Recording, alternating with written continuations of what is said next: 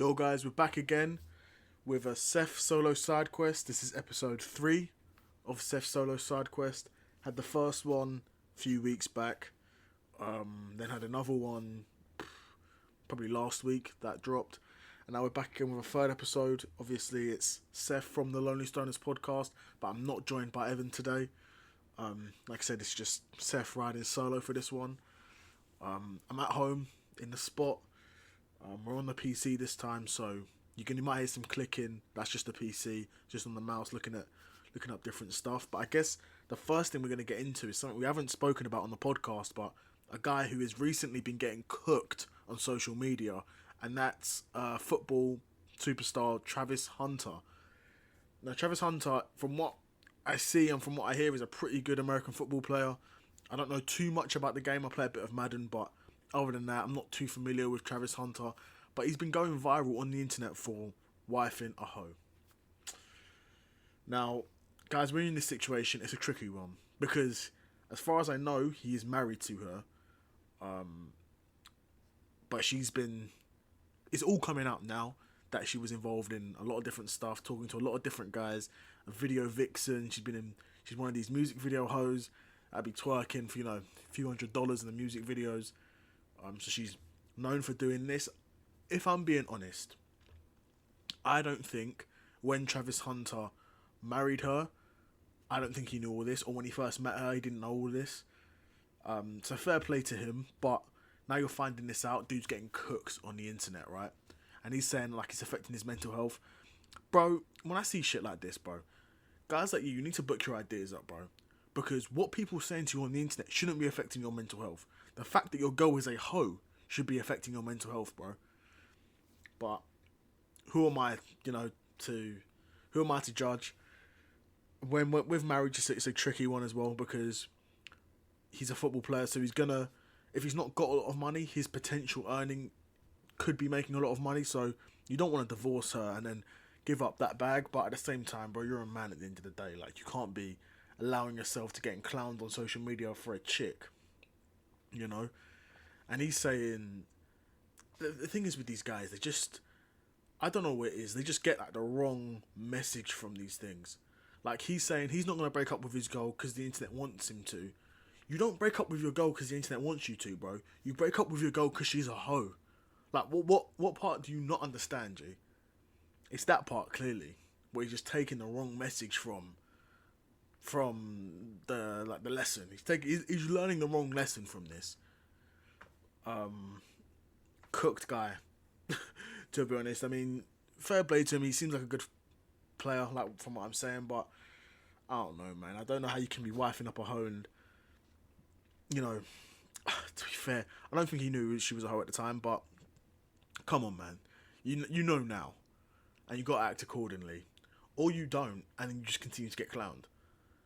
So, Travis Hunter, bro, my thoughts go out to you, G, because like I said, I believe you didn't know this at the time when you was getting with her, but now that you found out this information, your reputation's on the line, bro, and you're getting cooked. As a man, your reputation means a lot. It should. But if you're going to stay with a hoe, then maybe it doesn't mean that much to you, bro. It's a shame. Sad news to hear about Travis Hunter. Sad to see he's getting cooked this much. But same thing happened with Devin Haney, actually, where Devin Haney's current girl was like on the phone with Young Thug in prison saying she loves him and all that. And again, this is something that at the time Devin Haney probably didn't know about. Like Devin Haney was probably finding out about this the same time everyone in like social media found out about this. I believe that, because these chicks are devious, bro. These are devious chicks out here, G, and they will.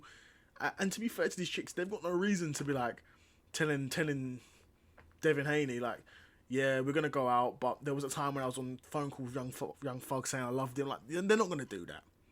The chicks, they're not gonna give you like a fucking disclaimer and be like, oh yeah, this is my situation. They're not gonna do that. These chicks, they're stupid, but they're not that stupid. So there's that, and then again, that's leading to Devin Haney getting cooked on the internet, bro.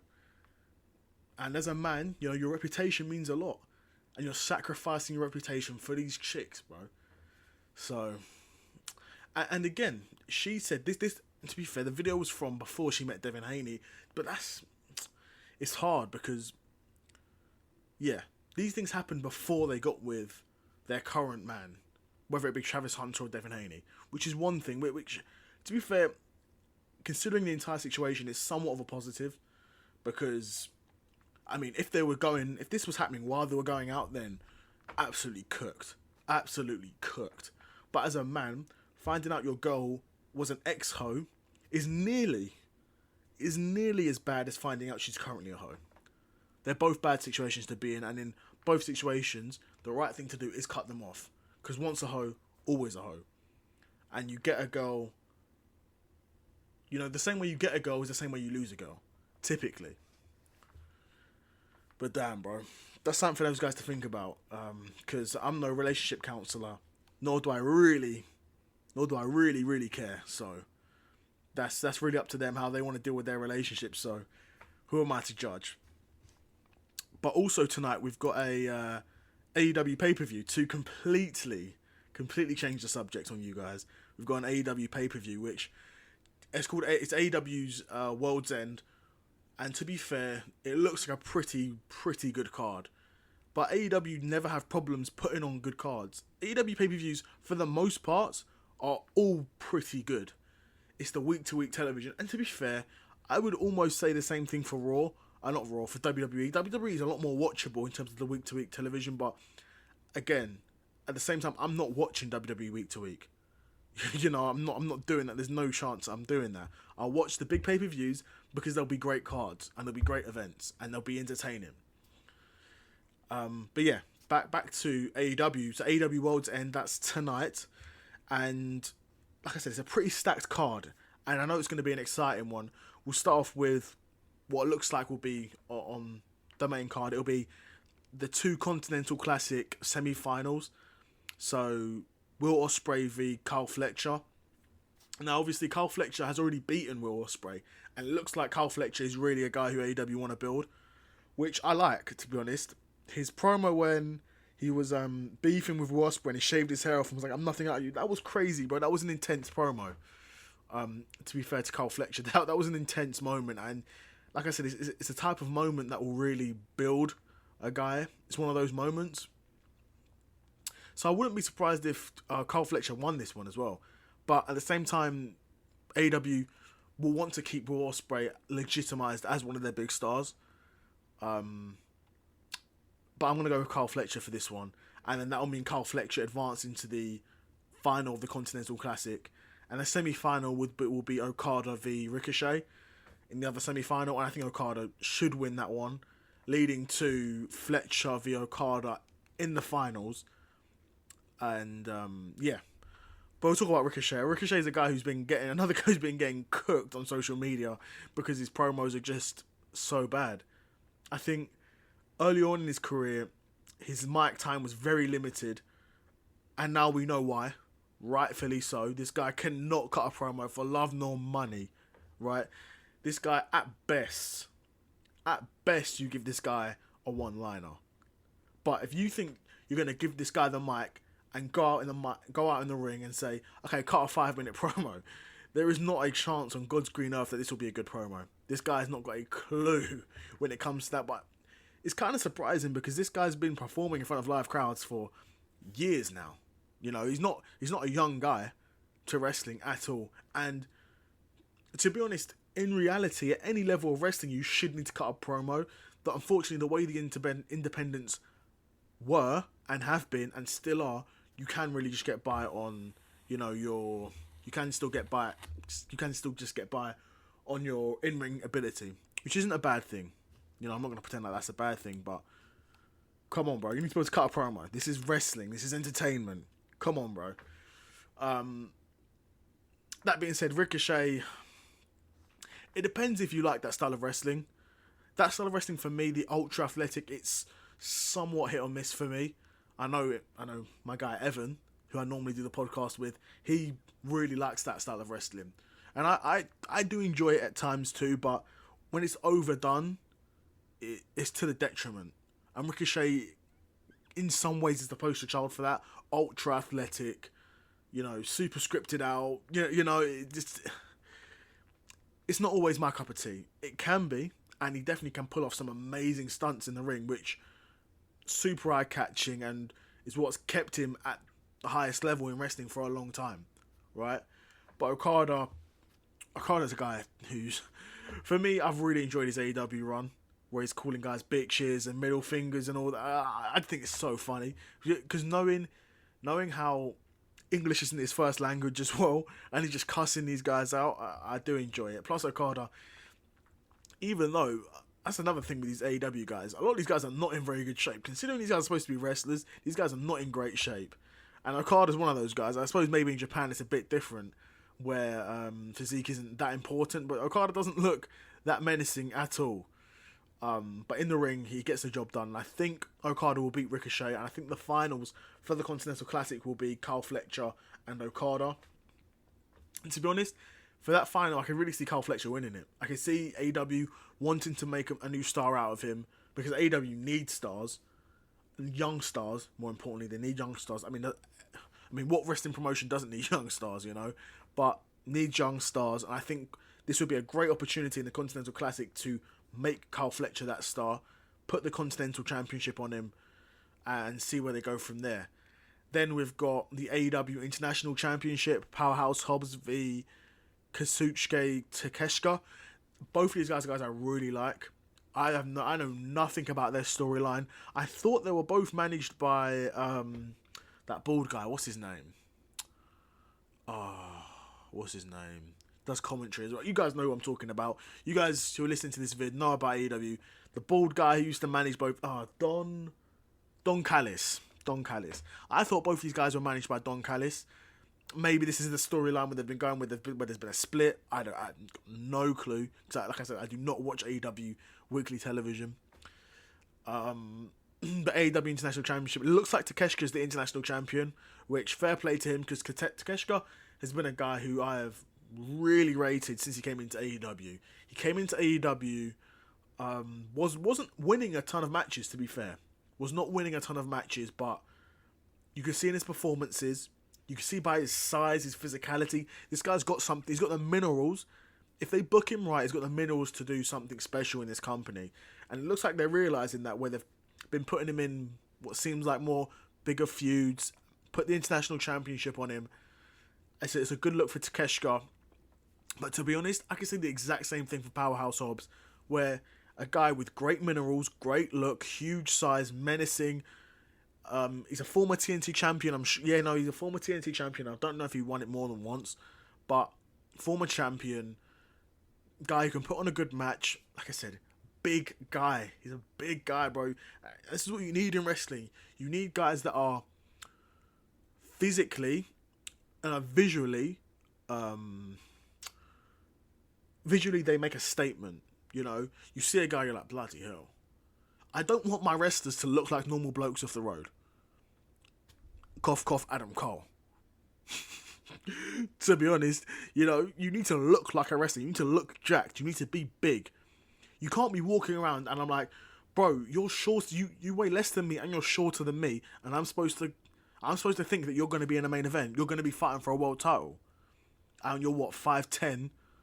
Push it. You're 5'10". They bill you as like 200 and something pounds. You're really like 160, 170, 180. You're a small guy. Like, come on, bro. You look like a regular bloke. You look like the sort of blokes I see in the office, bro. And I'm supposed to be convinced that you're going to be in the main event. We'll get to Adam Cole in a bit. But the Hobbs v Takeshita match, since I know nothing about this rivalry, I'm just going to assume that Takeshita's going to retain his title. But I like both of these guys, and I'm hoping these guys will both put on a good match. I'm sure they will, because they're both physical wrestlers, and they're gonna lay into each other. No diddy. But yeah, I think that'll be a good match. And then we've got a match for the Dynamite Diamond Ring. I'm surprised this is still even a thing. The Dynamite Diamond Ring is basically not a thing anymore. There's no matches for it, apart from this match with MJF and Adam Cole. Oh, excuse me. But yeah, apart from this match with MJF and Adam Cole, I think they've literally just done this so that the match has got some stakes, because the storyline's so dead. Without something on the line, the match is just pointless. This is a storyline that AEW have absolutely butchered it. They have, I'll be honest. They've butchered it, but it's not entirely AEW's fault because both guys have been injured, right? Which has not been ideal. Adam Cole got injured with an ankle injury and was out for a while. And they sort of done a double turn, which in wrestling, we found out is super difficult to pull off.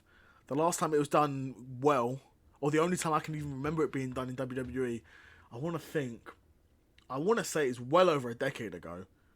Well over a decade ago. Maybe 12, 13 years ago when a double turn was last done. Somewhat acceptable, but yeah, double turns are really tricky to do. And then you've got MJF, who's, to be honest, MJF's sort of, his promos are he's still one of the best promo guys in the business, let's be honest. But it feels like he's treading over old territory at this point because, okay, how many times can you come out, diss the local crowd, say this, say that? You can only do it for so long. Like, you need to have more to your character. And I think, I don't know if MJF has got more to his characters, to be honest, because it's all we've seen from him. His character hasn't really changed much in the 4-5 years he's been in AEW, which isn't necessarily a bad thing, because, like I said, he's still one of the best promo guys in the business, but it's getting a bit old. It's getting a bit old. They tried to do this stuff with the Devil where he wore a mask. It was corny. It was sorry as hell. And this whole storyline, to be honest, has been a huge bag fumbling from AEW. But I think MJF will probably retain the Dynamite Diamond ring. To be honest, it would be kind of nice to have someone else hold the ring for a bit, actually, because MJF's the only guy to ever hold it. And it's just one ring. It's not like, I think they build him as like a 5-time Dynamite Diamond ring winner. He's only one ring. Do you know what I mean? It's not like he's got 5 rings. He's got one ring. He's just retained it. Very weird gimmick. The Dynamite Diamond ring shit. Very weird gimmick match. But like I said, they need some stakes because neither of them have a belt. And without something, this match is pointless. The storyline's already dead. And I'm hoping this will just end that storyline. I think it will. And Adam Cole, like I was just mentioning before, Adam Cole's a guy who is 5'9", 5'10". He's smaller than me, and I'm supposed to take him credibly as a champion. The same sort of thing could be said for MJF, because he's a short guy as well, but at least MJF is pretty jacked. Or was. I don't really watch... I keep saying, but I don't really watch AEW weekly television, so I don't know if he is still in good shape. I know when he came back, he was in really good shape. But, hey, I think MJF will be who I pick for this match. But at the same time, like I said, I would be interested to see another guy actually hold the ring. But yeah, my pick's MJF for this fight. Then we've got the TBS Championship. Mercedes Moné v Chris Statlander. Again, I mean, these women matches, the women storylines, they're always bad in wrestling. Very, very, very rarely do we get a good women's storyline in wrestling. And the women's matches, in general, aren't anything special. Like... I won't get into it, because you guys are going to call me all sorts of names. But I won't get into it. But I guess I'll pick Mercedes Moné for this match. Both characters, Moné and Statlander, are woefully boring. And to be honest, don't deserve to be this high up in the card. But they are, because I guess it's the TBS Championship. It means nothing. TBS is the name of a TV network. Why have they... Come on, bro. AEW, as much as they're able to put on these great shows, there's a lot of stuff where Tony Khan just needs to give his head a wobble. I don't know what on earth you're thinking. Yeah, but whatever. Mercedes Moné will probably win that match. Both characters are really boring. Mercedes Moné, in my opinion, has been awful since she's come to AEW. Her look, corny. Her gimmick is corny. I don't rate anything about it. Her gimmick where she's talking about, CEO of what, bro? You're not the CEO of AEW. You're just one of these chicks, bro. Like, come on, man. And then Chris Statlander, they turned her heel. Again, a character who's incredibly boring, but at least when she was a face, she was a bit more exciting, a bit more lighthearted. It felt like, so she was a bit more watchable. But now both of these chicks are just boring, and I'm not really looking forward to these matches. And you got the Women's World Championship match. Sorry, the Tijuana Street Fight, Thunder Rosa v Mariah May. I guess this will probably be a better match because at least Mariah May, she's British and bad. More importantly, I mean, yeah, Mariah May and Toni Storm, two elite snow bunnies in AEW. Toni Storm's not on the main card, which is a shame. But she's an elite snow bunny. Probably one of the baddest female wrestlers around, in my opinion. I know me and Evan talked about this. I don't know if this was on the podcast, actually. This may have been off camera when me and Evan talked about this. But I think I put him on to what's her name? Toni Storm. Little thick baddie, yeah. Snow bunny work, bro. Like Dr. Umar says, but I do need one of those Snow Bunny crisis manuals. Shout out Dr. Umar, man. But yeah, let's get back to it. Tijuana Street Fight, Thunder Rosa v Mariah May. Thunder Rosa, I didn't know she was back. Probably because I don't watch AEW TV. She may have been back for weeks, and I don't know.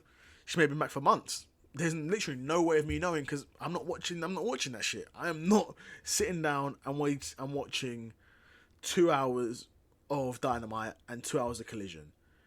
And I would be more likely to watch an hour of Rampage, but Rampage just got so bad, I'm not even watching that. And Rampage has now been cancelled, but we'll talk about Rampage after I finish with the main card. But yeah, I wouldn't be surprised if they put the belt back on Thunder Rosa now that she's back. Again, I really couldn't care less about who wins and who loses in this match. Because the women's titles mean nothing to me. It's just boring stuff, and when they're on a show, it's just eye candy for me, to be honest. Now we've got the main event. Now this is something I'm actually looking forward to. You know, I've just been, a Debbie Downer for the past two matches because they're women's matches and they're going to be bad. But this main event, on paper, should be crazy. So we've got the AEW World Championship 4-way match.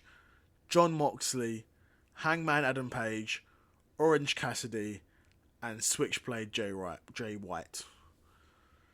Obviously, Jon Moxley's the champion. Odds on, he's probably the favourite to retain it. Rightfully so. It feels like the storyline has mostly been Jon Moxley v Orange Cassidy. And Jay White and Hangman have sort of been B plots to this. If that makes sense.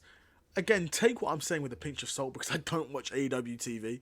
I'm not watching it weekly, and I'm certainly not going to force myself to watch it to be able to give, a better prediction. It's not that deep to me. But it feels like the main storyline is like Cassidy and Moxley. And Hangman Page and Jay White, they're sort of top contenders that are vying for the title as well. So if that's the case, I'm probably going to pick Jon Moxley to retain. As much as I would love, and I mean love, for Jay White to win this title, I don't think he will. I would love to see him win the title, to be fair. I think Switchblade, Jay White, is a player. He's a wrestler who, for the longest time, up until sort of now really, has just been sort of wrong place, wrong time. Now, when he was one of the top guys in New Japan, AEW was the hottest it's ever been. So all eyes were on AEW. Even though Jay White's doing a great job in New Japan, all eyes on AEW. Then Jay White comes over to AEW. Then WWE gets the hottest it's been in years. And WWE goes on a crazy run. So now all eyes are on WWE. But Jay White, like I said, wrong place, wrong time. But Jay White's a really talented wrestler. Really charismatic, in great shape. And like I said, puts on great matches. His promos are intense. I like his look, like his presentation. Would love to see him win. But my pick for the my pick for the match is Jon Moxley. Now, I think World's End overall will probably be a pretty decent card for what it is. There's some good matches. The Continental Classic matches I'm looking forward to. The International Championship matches I'm looking forward to. The Dynamite Diamond Ring match, it will be a good match. Because MJF and Adam Cole are good wrestlers. The storyline's been shot to bits. But it'll be a good match. The Tijuana Street Fight, to be fair. These chicks, I imagine they'll pull out all the stops. I think Thunder Rosa, she might go ham. She might pull out the tacks, tables, all this stuff. So I'll be here for that. And then, of course, the World Championship 4-way.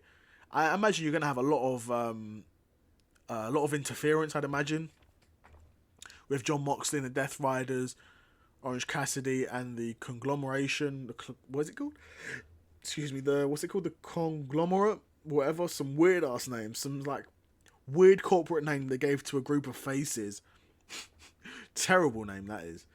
And then Jay White's got the Bang Bang gang, but if they show up, even better because they're entertaining guys.